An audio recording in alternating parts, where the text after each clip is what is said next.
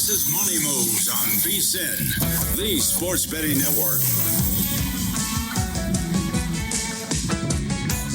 Big show on deck as we welcome you into this Tuesday edition of Money Moves on VSiN, the sports betting network. Stormy Buonantony with you. Back at the home base, I have missed our digs here at Circa Resort and Casino. Been on the road the last handful of days in Miami, Nashville. Very excited to be back home here in Vegas. And very excited to have a special co-host today. No JVT, but we are super fortunate to have Ben Stevens join us here as we welcome him in. First timer on the program. And I was just telling you off the air, so excited to have you with us. I've been a fan of your work for such a long time, and nobody has a better pulse on college football Twitter than you, my friend. How are you today?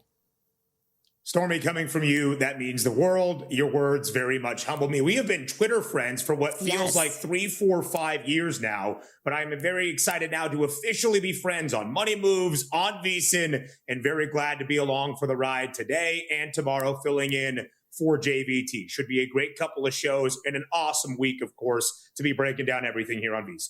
Yeah, no doubt about it. Starting tomorrow, we are going to have 5 straight days of high leverage football when it comes to the college football playoff, the NFL wildcard weekend. We got a lot to get to, so we might as well jump right in here. How we always kick off the show. Time to run it down and set the table.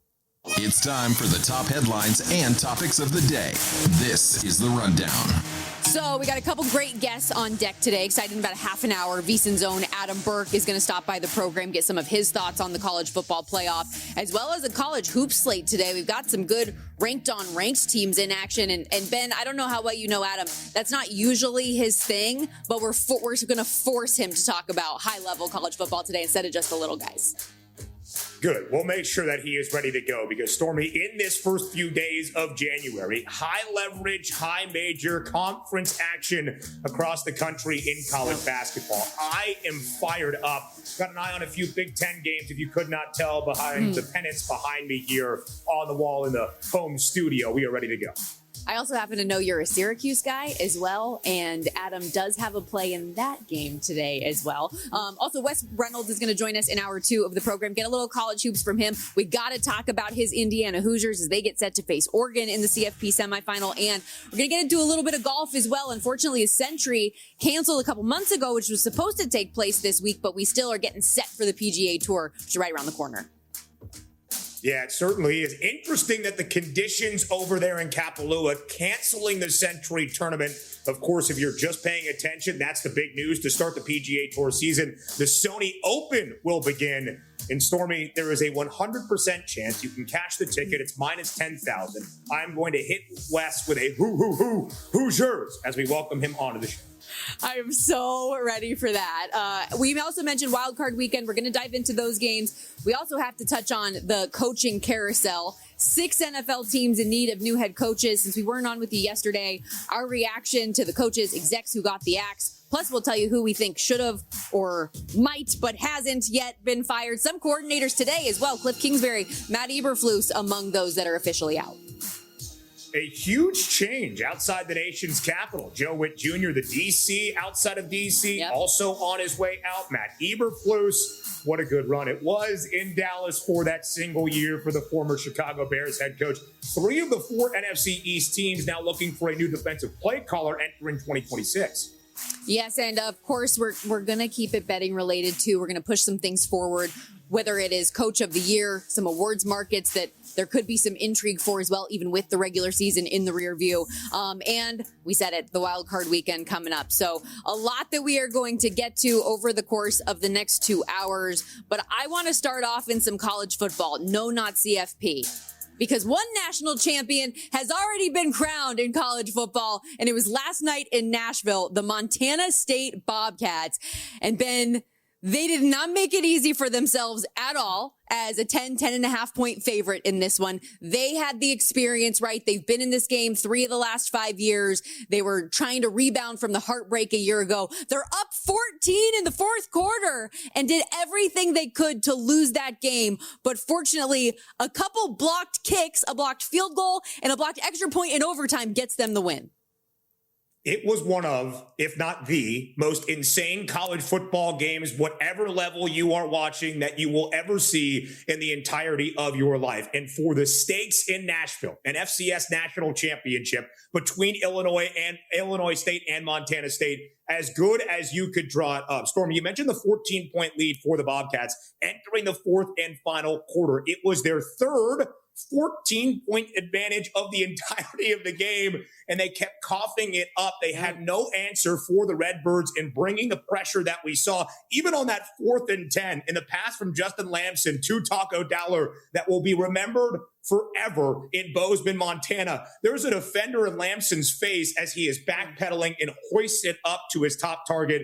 And if you did not know the name already, Taco Dowler, one of the greats at the FCS level for the Cats, and of course, one of the great names in all of college football.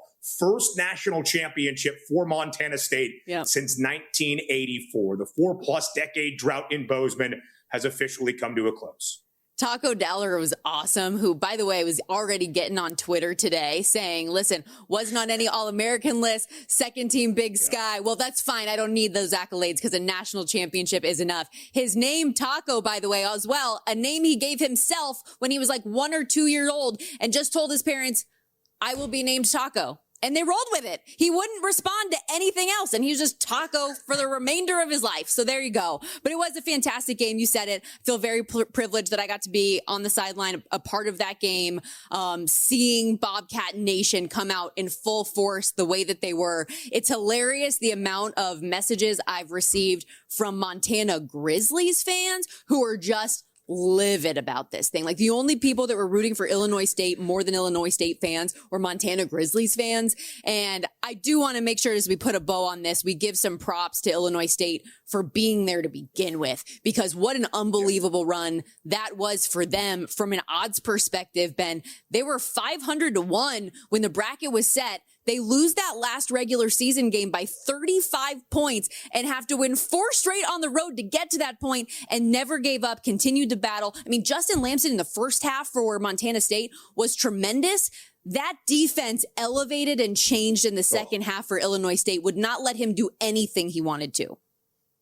And as your broadcast partners kept detailing on the actual TV broadcast, Dave Fleming and Brock Osweiler both being like, I have no idea why they continue to do the silent-ish count on terms of the clap and not raise a leg to do something. They have no ability to understand how to hike the football. And by the time Justin Lamson gets it, there is pressure in his face consistently and constantly. Shout out to Illinois State, though, as Stormy alluded to. 4 consecutive wins on the road in the FCS postseason. The first ever program to do that in this current iteration of the FCS playoffs. That dates back to the late 90s.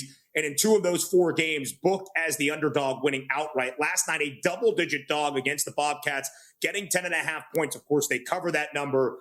Field goal issues being the reason Illinois State was unable to win its first FCS national championship ever, and the reason Montana State and Brett Vigen able to come through. Truly just an incredible game that I hope we carry over into the college football playoff semis and, of course, NFL wildcard weekend. Yeah, let's get some more of that, shall we? And you mentioned Brock Osweiler and Dave Fleming on the call. I got to give my dudes kudos. They were such a great listen, especially in those big moments. Like, Flem absolutely nailed it. So much fun. Okay, we move forward after that 35-34 overtime final out there with the Montana State Bobcats getting it done, to a little reaction to hoops last night in the NBA, because we had a pair of massive dogs get outright upsets, teams that quite frankly had no business getting the wins that they did. The Nuggets, without all 5 of their starters yesterday, upset the 76ers 125-124 in OT as a 14.5 point dog. You got no Jokic, no Cam Johnson, Aaron Gordon, Christian Brown, Valanciunas, Tim Hardaway, like none of them are out there, and they get that win outright. And you might not get why I'm so excited about the Charlotte Hornets, but I will give you a little background. I used to live in Charlotte for a while. My husband's a fan. I'm subjected to watching this team a lot. So JVT talked me into betting a season win total futures on them over to have something to root for. And so the Charlotte Hornets winometer went up with a win over OKC by how many points? Unbelievable what they did yesterday. By nearly 30 on the road against the reigning NBA champs in the Thunder, booked as a 15.5-point underdog. Of course, I am filling in for JVT over this next 2-day run here on Money Moves. I don't necessarily know what the win-o-meter is, but I was seeing it all in the rundown and starting to buy in myself. And the Charlotte Hornets are upping that win-o-meter, Stormy, it feels like basically on a daily basis. They have won 4 of their last 7, 6 of their last 11 after the 4-14 start that seemed as though it was going to break the win-o-meter very early in this NBA campaign. Charlotte is 9-9 in its last 18 after the 4-14 start, and they are shooting the lights out of the ball from beyond the arc. Con Knippel, the rookie, 5 of 7 last night. LaMelo Ball, 4 of 7 from three-point range, and Brandon Miller, 7 made triples as they go into OKC. And it's not like Shea wasn't playing or Chet Holmgren wasn't out there. OKC was at relatively full strength. They go into OKC and win outright as a 15.5-point underdog by nearly 30 points. Remarkable. I am glad that I got to see the win-o-meter tick up for your Charlotte Hornets. Oh, man, does it feel good. I mean, they're up 17 at halftime. It was the largest halftime deficit OKC has faced all season long. And you instantly think, there's no way this is going to last. But it did, and they extended. Unbelievable. And now you wonder just what's going on with the Thunder after the 24-1 start to the season looked unstoppable. People are betting them to set the single season record, thinking of the capabilities of what they might be able to do. 6-6 since, trailing by 20 plus points at multiple points now. The Thunder had won 45 straight games against teams with losing records. It was the longest streak by any team ever, and it was a double-digit clearance of that number.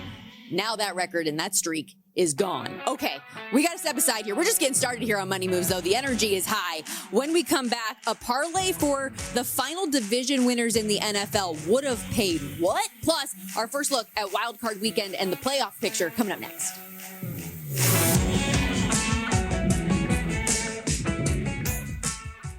So you're listening to this podcast because you want an edge. But what if I told you you're only halfway there? You've got the mindset. Now it's time to get the toolkit to match. Here's the thing. Pro bettors spend thousands on data and tools. But what they don't want you to know is that you can get the same edge for a fraction of the cost with VSiN Pro. VSiN Pro gives you access to expert picks, public betting data, prop projections, powerful tools, analytics, and more. Just tap the link in the description and see why thousands of bettors are already using VSiN Pro to cash more bets.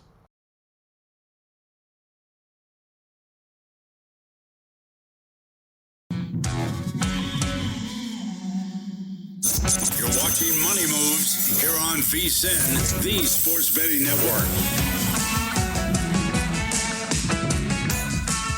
Roll on here on Money Moves. Stormy Buonantony, Ben Stevens with you as we get set for a busy wild card weekend. We're officially here. Regular season in the rear view. Look out, playoffs. Here we come. 6 games on tap. 4 with spreads underneath or at 3.5 points. Philly was 3.5-point favorite. They're taking money against San Francisco now up to 4.5. Otherwise, it would have been 5 of 6. So a lot of closely contested games hypothetically, which is awesome. I mean, for us as viewers, that's what we want. We want these games to be competitive. The only real large spread, Ben, is we were just talking about my Carolina Panthers in the commercial break. Not great. They're a double-digit dog against the Rams. Yes, they certainly are. The Rams right now laying 10. If that number where it started gets back up by the hook to 10.5, it would be the largest road favorite we have seen in the history of the National Football League playoffs, at least in the Super Bowl era. But hey, we keep pounding for those Panthers, who are the only team in the Super Bowl era to reach the postseason without a single win in the regular season, booked outright as a favorite because they have lost 13 consecutive games when booked as a favorite dating back to 2021. But defy the odds constantly. That is what Dave Canales, Bryce Young, and Carolina do. All 8 of the regular season victories. And that's all it took to win the NFC South and a divisional crown outright as an underdog. So who's to say, Stormy, it can't happen even getting double digits in the very first game of Wild Card Week? See, that's the energy we need. So actually being a big dog is a good thing if you're the Carolina Panthers, because we know they can't win as favorites. At least we've seen them do it as dogs, and we've seen them do it specifically against this team in the regular season. I wasn't going to start here, but I guess since we're going down this road, producer Justin, if you would, I know we've got some sound from Dave Canales on the podium talking about his team being in that underdog role. Here is Coach Canales. Hey, that's what it is. I don't know how they come up with those numbers, but I'm sure they have algorithms for us. We can't worry about that. We just got to worry about playing our best football. That's been the pursuit. And we have to get back to making sure we're efficient on third down, get our run game going, offensively speaking, and defensively finding ways to get off the field. And, I see a defense in our defense that continues to learn how to play together, trust each other, play with leverage and physicality. And we got to just continue to build off of that. Ben, do you have a gut feeling for this game? Because especially when you look at the way that the Panthers ended the season, they had every opportunity in the world to close out the NFC South on their own by winning on their own football field, but ended up having to rely on the Falcons getting it done against the Saints. What do you view this team as? Yeah, I think it probably is a correctly priced game in turn of a double-digit spread in favor of LA. I think the Rams do win this game. I think the Rams win it comfortably by at least a single possession, if not getting to double digits. Double-digit underdogs in the NFL playoffs since 2011. So basically the last decade and a half are just 5-13 against the number. And you can track why that makes sense. Once you reach this stage, now that it is playoff football, if you have defied the odds week in, week out in the regular season, that can do and serve you well, as it has for Carolina. But in this game, when it's win or go home, it's survive and advance in the NFL postseason, the cream starts to rise to the top. It's what I expect the Rams to do in Charlotte on Saturday afternoon. So I think LA wins around that 10-point number. I would actually lay the 10 right now with the Rams just in case the hook becomes available.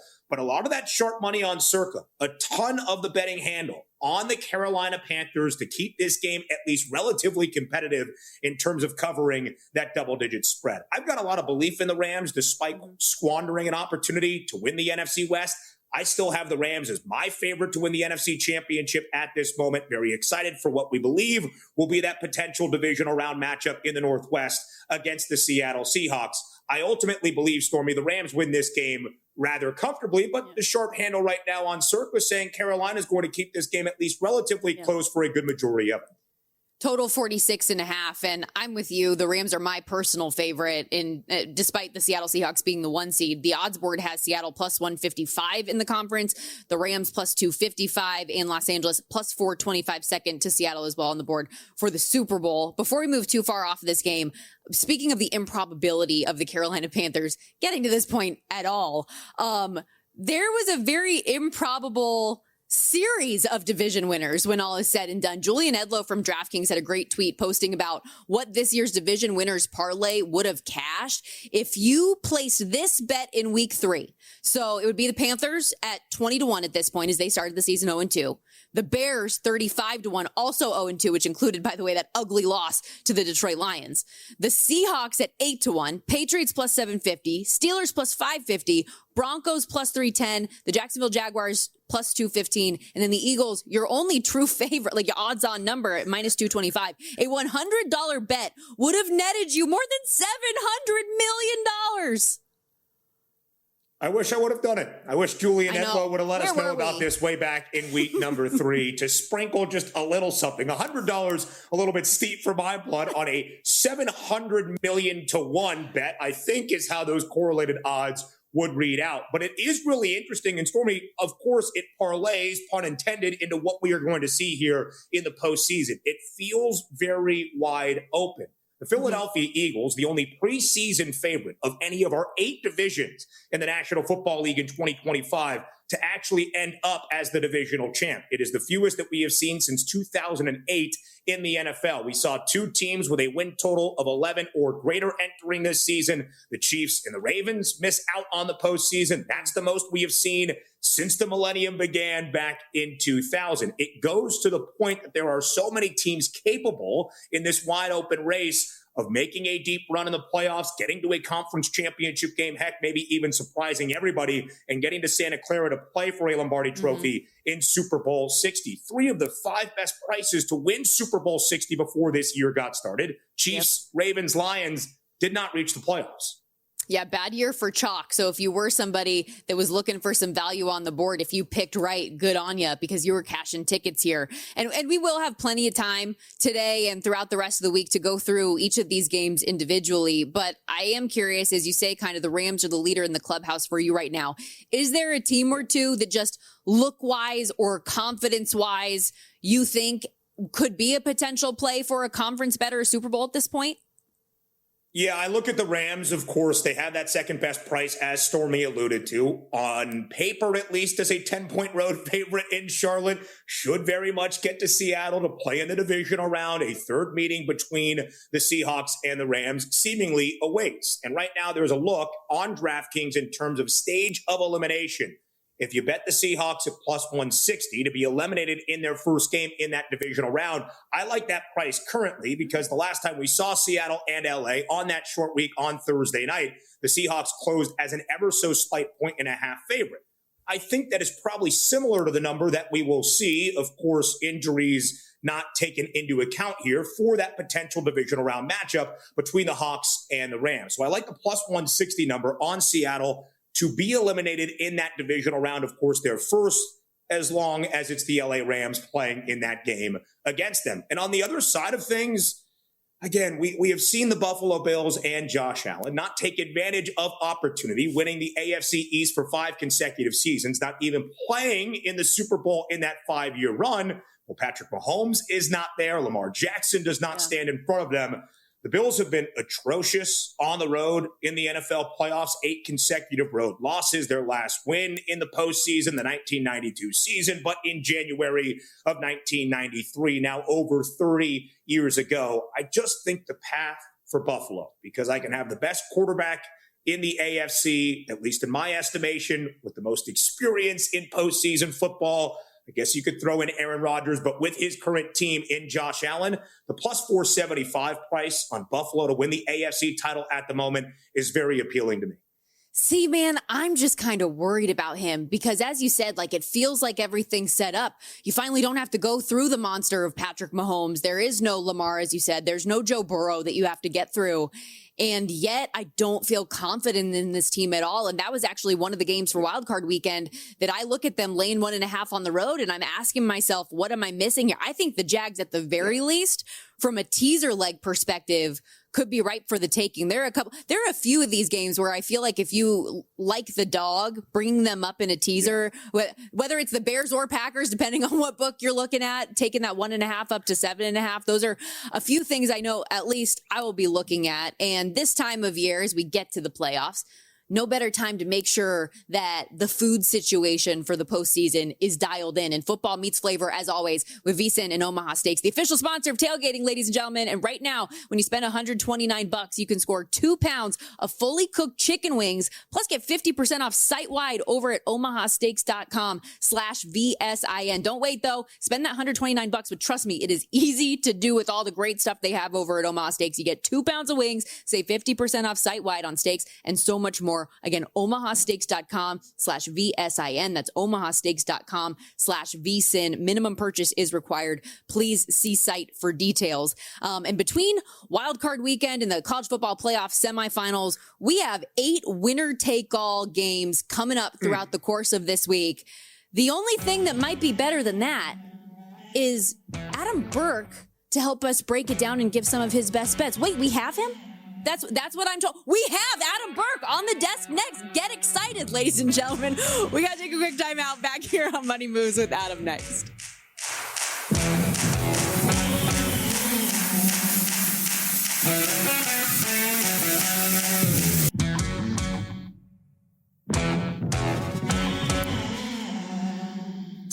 You're watching Money Moves here on VSiN, the Sports Betting Network.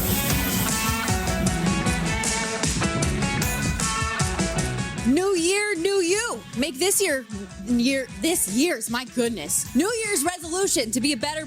Come hang out with us. Join us with VSiN Pro. Get instant access to everything you need to make more informed bets each and every day. Sign up now. You get daily best bets from all of our VSiN show hosts and guests who can speak much better than me, mind you. Real-time DraftKings and Circa betting splits, AI-powered prop tools, matchup analysis, 24/7 video, and so much more. Plus all of our expert picks and prop data throughout the course of the NFL and college football postseason. Get started today for just $9.99, or you can save 50% off if you join us on an annual basis. Start betting smarter today at VSiN.com/subscribe. That's VSIN.com/subscribe. And the playoff action gets underway in the NFL this weekend. We've got the semifinals coming up Thursday and Friday.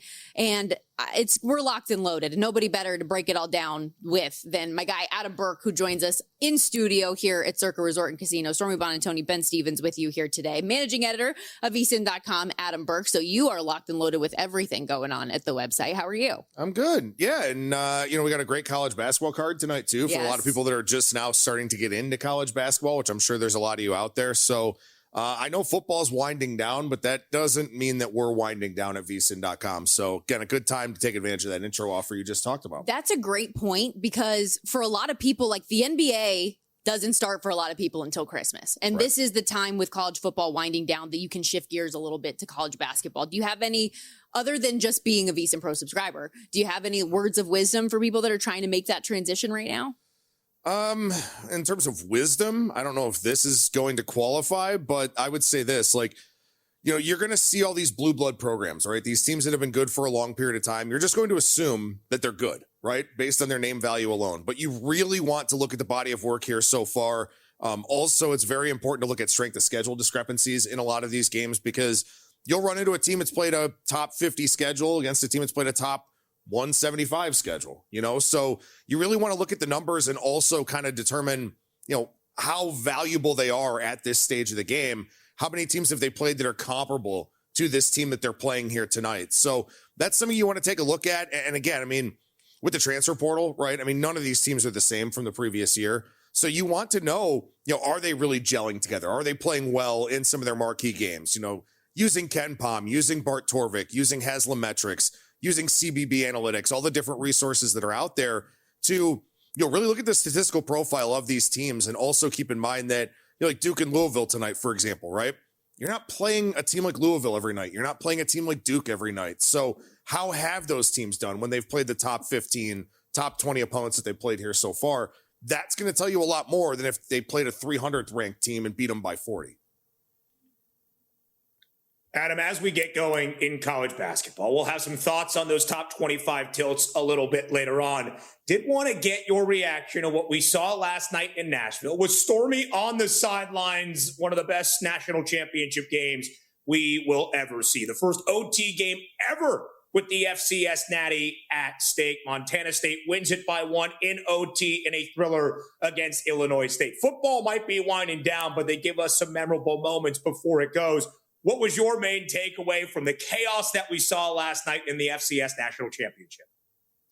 Yeah, man, I think when you look at how that game played out, you have to give Illinois State a ton of credit, right? This is a team that got blown out in their regular season finale. They lost to North Dakota State in pretty convincing fashion during the regular season, come back and beat them in the playoff. And, I think something that was really impressive out of Illinois State yesterday is that I was kind of worried about, how they would keep up offensively with Montana State. Defensively, they've been, good throughout the course of this tournament, especially playing some really good high-octane offenses like UC Davis, like Villanova.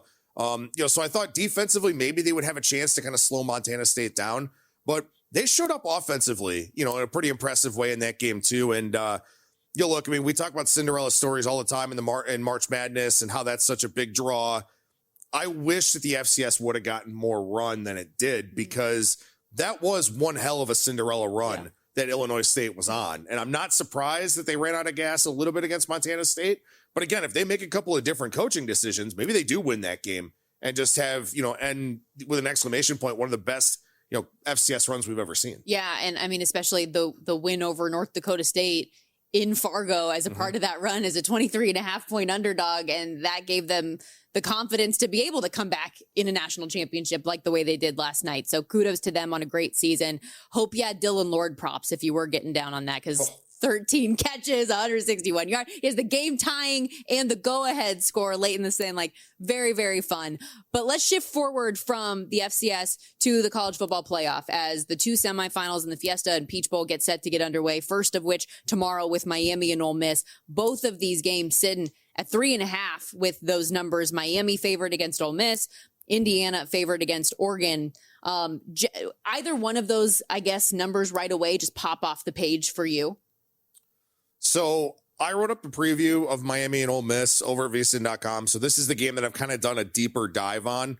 I've been really, really impressed with Shannon Dawson and Corey Heatherman, the two coordinators for Miami. I think they've made really good second half adjustments to put the offense in a position to be able to be 3rd and 2, 3rd and 3, 3rd and 4 instead of 3rd and long. And this is not necessarily an explosive Hurricanes offense, but they've given themselves a chance with some short yardage third downs to be able to stay on the field. And then Heatherman's just done a great job defensively with making sure that they get pressure with the front four. They've got kind of some disguised coverages. And also, I mean, just the anticipation from this Miami team. I mean, we all saw the pick 6 off of Julian Sand. Like, that's one of the most incredible plays I've ever seen, because you see anticipation from defensive linemen, jumping on the snap count, stuff like that. You don't see it from a defensive back like that. So that was an incredible play. And I think it shows the value of having continuity at this time of the year, having everybody present in film study with the position groups, with the coordinators, all of that. Ole Miss doesn't really have that. And I think to this point, especially the game against Georgia, it's something that they really overcame, I think more so than anything, by being able to be versatile and flexible as the game was going on because of what Trinidad Chambliss is capable of doing. I do think Miami will be the more prepared team in this game. I do lean their way -3, -3.5, but I actually kind of like over 51.5 a little bit in this game, where Miami's been bottled up by 2 really good defenses in Texas A&M and Ohio State. I think you can move the football, and I think you can score on Ole Miss. And I think Chambliss just has a skill set that the Hurricanes haven't seen yet. And I think Ole Miss is going to run with tempo. A big mistake from Ohio State not doing that in the quarterfinal game. I think Ole Miss is going to push the pace. I think they're going to stop that pass rush a little bit. And I think we see some points in this game. So I actually like over 51.5 more than anything. Adam, I'm really intrigued to see how that Miami front gets after Trinidad Chambliss, who was not sacked at all in that victory against Georgia in the college football playoff quarterfinal. I do want to ask you about the winner of said Fiesta Bowl, because right now, either Indiana or Oregon would be booked as at least a slight favorite in a hypothetical national championship game against the Canes or the Rebs. If you're looking at the semifinal in the Fiesta Bowl on the other side of the bracket, how would you approach that from the national championship odds here at this moment with the Final Four? Yeah, I think it's a fair question, right? Especially because, Miami's been given a lot of credit for what they've done here so far in the playoff, right? You beat, Texas A&M on the road in a very, very difficult environment. And then you go and beat an Ohio State team that, that was the favorite to win the national championship, or right up there with Indiana in terms of the favorite odds. So I think it's been very, very impressive what Miami has done here so far in the playoff, whereas I think people are kind of, I don't want to say downplaying what Ole Miss did, but they did draw Tulane. We already saw that game in the regular season. That was a blowout. Same thing here in the playoff. To beat Georgia was very impressive from Ole Miss, but I kind of talked about this a lot on the College Football Betting Podcast and on my various appearances here. As good as Georgia was, right, a one-loss SEC champion, nobody talked about Georgia throughout the course of the season, I feel like. They didn't have anybody on offense that put up big numbers. Stockton was a top 10 Heisman guy, but that's just because he took great care of the football. Didn't have a 1,000-yard rusher, had one wide receiver who had good numbers and nobody else. Like, maybe this Georgia team really wasn't that good. Maybe they were lacking some of the star power that previous Georgia teams have had. And so I think people are holding that against Ole Miss a little bit. So if Miami is able to win and cover in this one, I will be very curious to see what the national championship line looks like.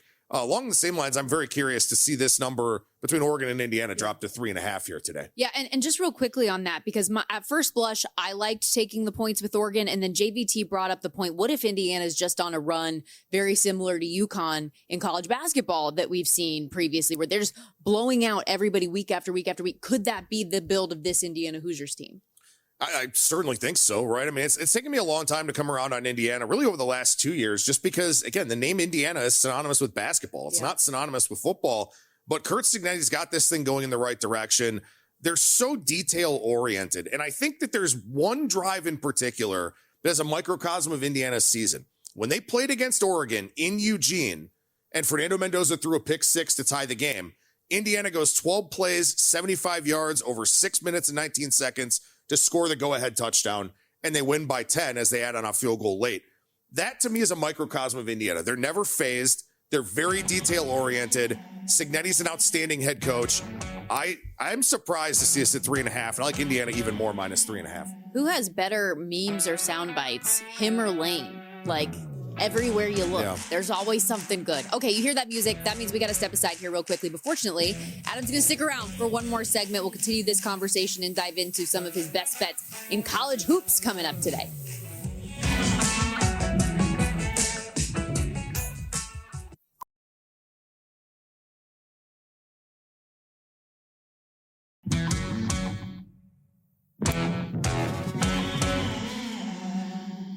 You're watching Money Moves here on VSiN, the Sports Betting Network. Back here on Money Moves as we welcome you back to VSiN, the Sports Betting Network. Stormy Bonantoni, Ben Stevens with you. Adam Burke, VSiN.com managing editor, kind enough to stay on with us for another segment as we dive into a little bit of college hoops talk here. Yes, we will get into Duke Louisville and Texas Tech Houston, but we got to start with the big money matchup, Toledo and NIU. Let's go. See, you know what? I gotta say, I'm really disappointed with the schedule today because there aren't enough teams where we can play the name that mascot game. Would have been great to do that with Ben on the air. It really would have been, because I think you would have nailed this. Every now and then we play a game of who's that mascot, because Adam, he loves the little guys and he will throw teams at us for, like, he'll handicap, he'll have a full breakdown for a game of a school I didn't even know existed at times. So I feel like you just need to test him with one just to do it. Because Ben's got like a Adam, top of the noggin. Fire off. Go. Oh man. Wow. UMass Lowell. Oh, that's a really good one. Oh, wow. I have, you would guess something that does with the American Revolution. The Patriots? The Riverhawks. I feel like that was a very well-educated guess, though. That wasn't a bad guess. Yeah, not at all. Well, all right. What about Lindenwood? Lindenwood. Oh, one of my favorients, Lindenwood. You throw Lindenwood in there a good bit. They played tonight. Lindenwood play in the game, was a but they played tournament team against Houston. Played with some pace. Yeah. Wildcats? So what's their Bobcats? mascot? Yeah. What is Lindenwood again? Lions? Yeah. Yeah. Got one. Okay, Go. go ahead. NIU Toledo, hit me. All right, so action on the hardwood here tonight for a Tuesday instead of football. Toledo and Northern Illinois. So Toledo's a really, really bad defensive team. In fact, both of these teams are bad on defense, but Toledo really struggles to shoot the three. That's one of their problems here, and they really struggle to defend the three. 287th in the nation in three-point percentage defense. Northern Illinois is at home. They're taking a three about 45.5% of the time. So I do think this is a good way for the Huskies to stay in this game as a 7.5-point dog. They do turn the basketball over a ton. That's one of their biggest issues on offense. But Toledo really doesn't force a lot of turnovers. Northern Illinois had a turnover percentage over 30% in their last game. Still only lost by 4 to Kent State. They're at home against the Toledo team here that it's not Todd Kowalczyk's usual team, at least not yet. So I think Northern Illinois plus the 7.5 and what should be a pretty high-scoring game where the Huskies should have the advantage on the offensive glass. I think they keep this one close, keep it within 7.5.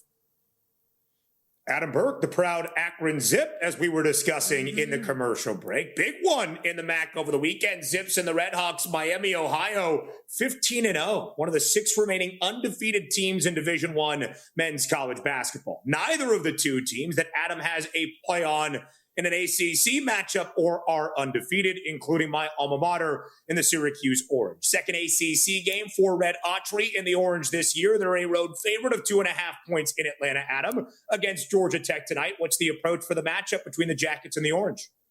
Yeah, by the way, Miami of Ohio is in action tonight against Western Michigan. So if you want to watch a team that just lights it up from 3, that's what the Redhawks are. Stormy, I'm not entirely sure you know what day it is based on everything that you've had going on. I had to write down Tuesday, and also the fact that it's 2026, that's throwing me for an extra loop, but yes, I and digress. It's January 6th, right? Tonight is Syracuse's first true road game of the college basketball season on January 6th. How? They played 3 neutral site games out here in Las Vegas in the Players Era Festival, but this is their first true road game of the season. So got to figure that's a little bit of a shock to the system, right? Having to go and play in a much different setting, a much different environment. As it is, Syracuse, despite playing 11 of 14 games at home, they're only shooting 30.9% from 3. Georgia Tech is a team that has limited opponents to 28.1% on their 3-point shots. So when I look at this one here, I just feel like this is going to be a really, really tough spot for Syracuse. They're not a good outside shooting team. Now they're playing with a different backdrop, different setting. The students are not back yet. The spring semester doesn't start until next Monday at Georgia Tech. Yes, I looked that up this morning. But I do think that Georgia Tech at home here with a Syracuse team just not really used to playing away from home, whatever it is they're calling the Carrier Dome now. I like Georgia Tech here. It's plus 3.5 this morning. If it's plus 2.5 out there, I still think that's good.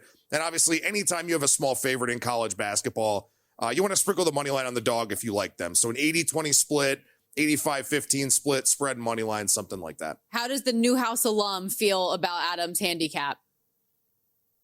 I like it because Syracuse is atrocious at shooting the ball. They are decent defensively. Georgia Tech's a pretty good team. Damon Stoudemire and the Jackets on New Year's Eve went into Cameron Indoor and kept that game close when they were booked as a double-digit underdog against the Blue Devils. So I'm okay with that. I might not be able to name the mascot of UMass Lowell or Lindenwood. The JMA Wireless Dome is the official name of the former Carrier Dome now in Central New York. There we go. Well played, sir. You love to see it. I mean, I set that one up for him. I wanted him to get some redemption there. Visa.com managing editor Adam Burke joining us here live in studio as Money Moves rolls on. All right, let's get to the big dogs, okay? Duke, Louisville going head-to-head here. And this is kind of, depending on the book, we'll tell you who's favored. Could be 1.5 each way. Lots of pick'ems here. The number 6 ranked team at the number 20 ranked team in the country. Total 161.5. What are you looking at here? Well, in a vacuum, I just want to mention really quickly that this is one of the reasons why I shy away from major conference college basketball, because like these two teams are both really good. So which team is going to be slightly better than the other and win and cover this number? Like, I think it's really difficult to kind of figure that out when you have two teams that are so comparable like these two teams are. You get bigger mismatches in the mid majors and the low majors. And I think that's something, you know, that's one of the reasons why I look to take advantage of that.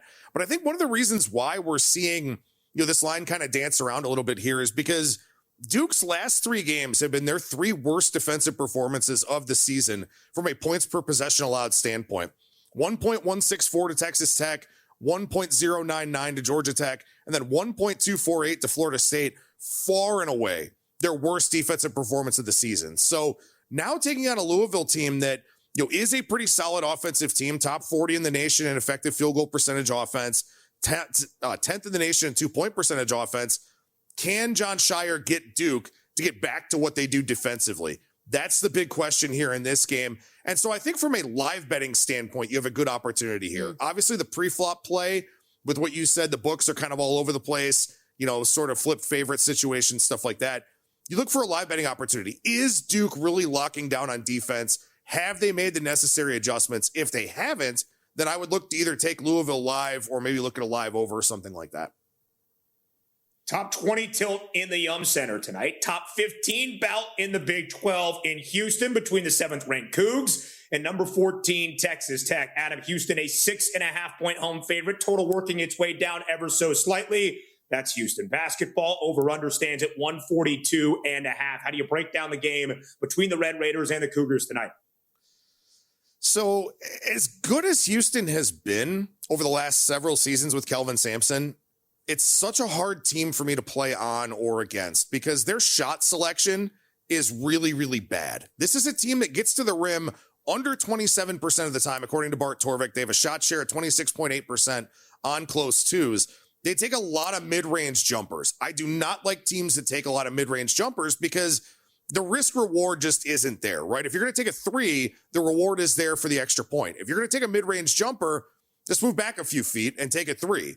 You know, if you're not going to be able to get to the rim and you're settling for these 14, 16, 18 footers, stuff like that, those are usually tough shots to make. They're usually contested shots, or you're kind of coming off of a ball screen. You're in motion. You're not always able to square up to the rim, stuff like that.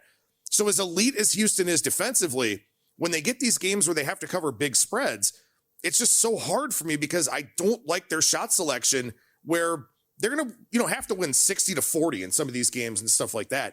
Against Texas Tech, very similar offensive team. So this is probably a situation where Houston has a little bit of an advantage because Texas Tech is going to take the same rate of shots at the rim and pretty much the same rate of those mid-range jumpers that I don't like, but Houston's the better defensive team. So I do think that Houston is in a more advantageous position here tonight. A game I will take a deeper dive into because I try to start with the small conferences early before the lines move and all of that. But I do think that Houston, being the better defensive team in a game where both teams are going to take probably a lot of low percentage shots, then I think Houston's defense definitely has the chance to win out tonight. Real quickly, to close things out here, what do you make of Florida, a home unranked team favored by 9.5 today against the number 18 ranked Georgia Bulldogs? I feel like every time Florida has faced a ranked opponent, they've come up just short, yet they're favored by this margin at home. Well, so this is one of those games I talked about earlier on in the segment, right? You look at Georgia, their strength of schedule, according to Torvik right now, 212th in the nation. Florida's strength of schedule, 14th. So the fact that Florida has 5 losses, I mean, at least they've played a much, much better schedule than Georgia has. Now, of course, their 5 losses are all to teams that are, top 15, top 20 in nature. So it all kind of depends on what your thought is of the Georgia Bulldogs and how good they actually are and how true they are to their rating. But this is a situation where the adjusted metrics for Florida still have this team valued as a really, really good team. So that's why you see the line where you do. We'll see if they can bounce back in a big way and cover that number following the 2-point loss at Mizzou on Saturday. Adam, great stuff as always. Appreciate you joining us. No problem. He's Glad to be here. Adam Burke. Follow him on X at Skating Tripods. We got to step aside. When we come back, it was Black Monday or the Purge, whatever you want to call it. Our reaction to all the firings going on in the National Football League next.